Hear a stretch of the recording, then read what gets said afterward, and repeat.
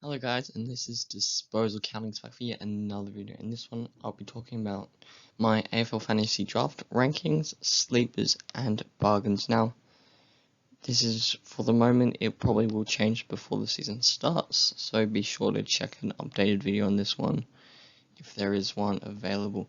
Now, for my rankings, I'm just going to go over the top 10, then the sleepers are the people who I think could slide down, and the bargains are people that you may not think about, but might have a breakout year. Who knows what will happen with the bargains. Now let's get into our rankings.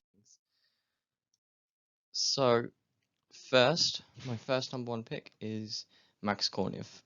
No matter who you are, what your tactic is, if you're the first pick in draft, always pick Max Gawn. Now, he did average the highest apart from Dunstan, but Dunstan doesn't count because he only played one match, with 123. He did miss a couple of games, meaning that average might be a bit higher than normal, but when you think about it, there is something called positional scarcity, and as a ruck, there's a great difference between an okay ruck and a great ruck like Max Gawn, compared to an okay midfielder, which is like 90 points, and a really good midfielder was like 110. The difference between a really good ruck is like 120, and then an okay ruck is like 60, so that's like a whole 60 points that you're missing out on, which is why Max Gawn is super valuable. At number 2, of course, I got Lachie Neale, just the best midfielder, nothing much to say. He did spend quite a lot of time on the field. Maybe that was because he could play out lots of the field time due to shortened quarters. On the flip side, he probably could be averaging more in 2021 with the reduced rotations, because he's a very fit person and player, so he could easily spend long stints on the field without needing a rest compared to other unfit players. At number 3, I just got Zach Merritt. Once again, top 5 averager, but he's very reliable, and yeah, he's practically just reliable. His merit's probably high on my list than other people's list, and Brody Grundy would probably expect to be here, but I reckon Merritt's a lot more reliable than Grundy is. Next, Adams. So there is a strong correlation between Adams scores and Treloar. Practically when Treloar isn't there, Adams is a lot better, and Treloar will never ever be there again. At least you think so, but so Taylor Adams, he's probably going to see an increase in scoring, and definitely a safe option. I reckon he'll average around the same he did, because Treloar only played a handful of matches in 2020. Next is Clayton Oliver, probably another surprise pick, but in his second year he averaged 100 plus and has just been absolutely very consistent across lots of seasons, averaged practically 100 across all his seasons except for one. Very consistent, very reliable, probably one of my top picks. Next we got Brody Grundy.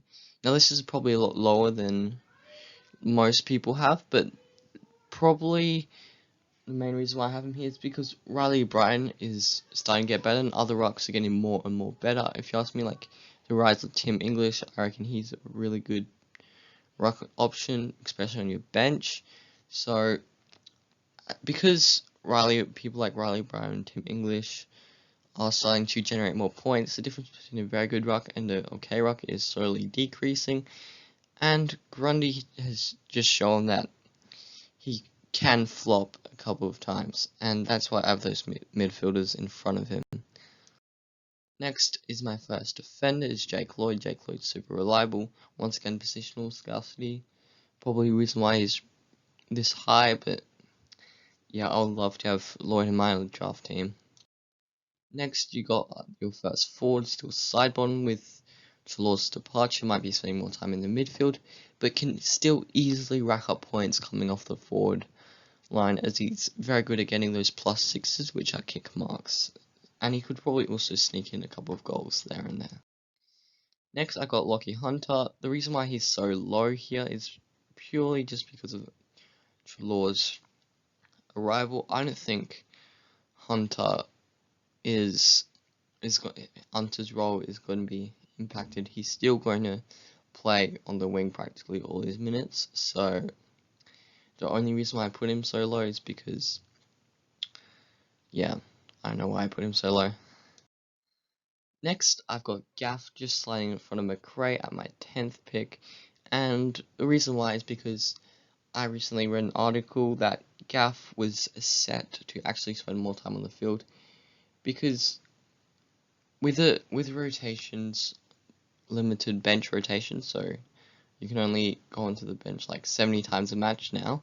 With those rotations limited, it means that people like Gaff who are fit could spend a lot longer on the field. Of course, they're still going to get breaks, but obviously those breaks are going to be reserved for people who aren't as fit as people like Gaff. So I think Gaff will probably see an increased midfield minutes time purely just because he's spending more time on the field. Now onto my sleepers, starting with Brad Crouch. Now, Brad Crouch is definitely a big, massive sleeper you have to keep your eye on, because you must remember he is suspended for the first 2 matches of the season. So it's really a toss-up where you want to put him. It's probably around 20 to 30 if you ask me, because there are definitely bunch of better midfielders there that aren't suspended for the first 2 rounds. Which is why I reckon he's a great sleeper. You just need to keep your eye on that to see if he slides down far enough for you to pick him up really cheaply. Next is Riley O'Brien. Now Riley O'Brien, he is probably the 3rd best ruck, and he does average 110 plus. Probably he might squeeze in the top 10, or probably early 10s, probably around 11, 12, 13, maybe even 14. He's a great ruck. As I spoke before about positional scarcity, this will definitely rise his value. So just be aware that people might not respect Riley O'Brien, and they might think that he's not that good. So especially if you're playing in leagues that people don't know lots about, Riley O'Brien can be a clear slide in those types of leagues. So just make sure you keep an eye on that one. Next is Jack Cripps. Now Jack Cripps did show us what he was made of, and his average, because of his earlier matches in his season, is definitely lower than it should be. He practically got 100 plus in the last 6 matches, which is very, very good. I think he had the highest average out of any player during those 6 matches, which just shows he's definitely a quality player if he racks up. He's not the most reliable person. He might go through another form slump like he did in the beginning of 2020.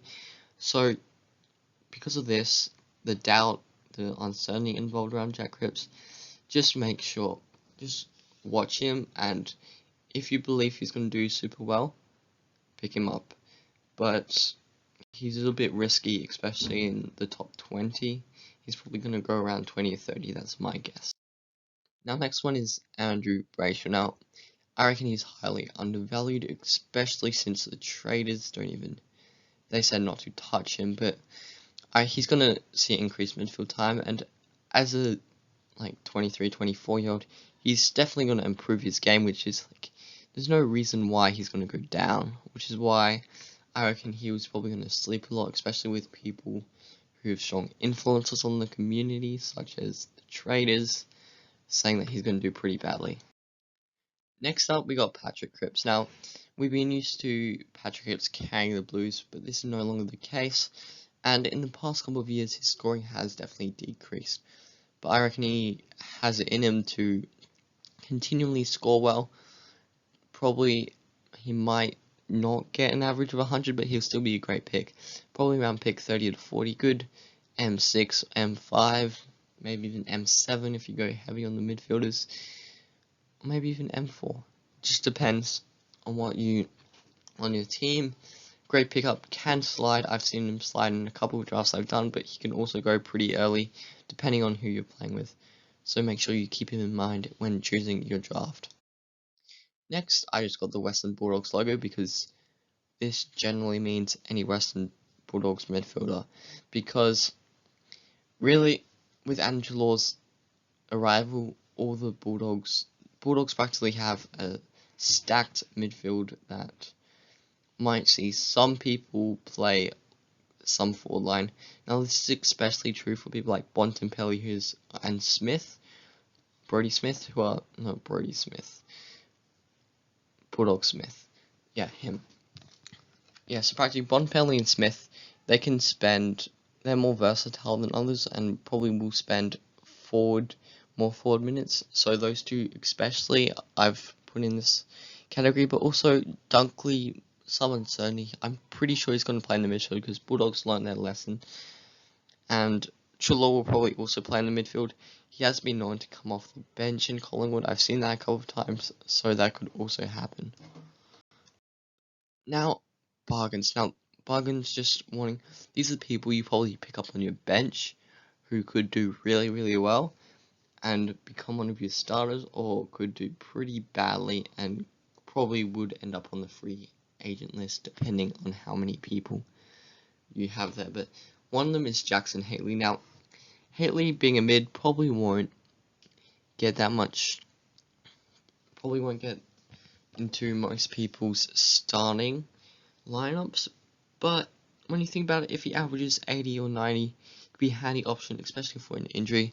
Also, if you are playing a massive league where you have like 20 to 30 players per league and like 10 people, you might find yourself in need of a very reliable midfielder who you could use, and I reckon Haley with 80 or 90 is probably very, very good for an M8, M7, probably not an M6, so just keep him in mind when making your bench selections.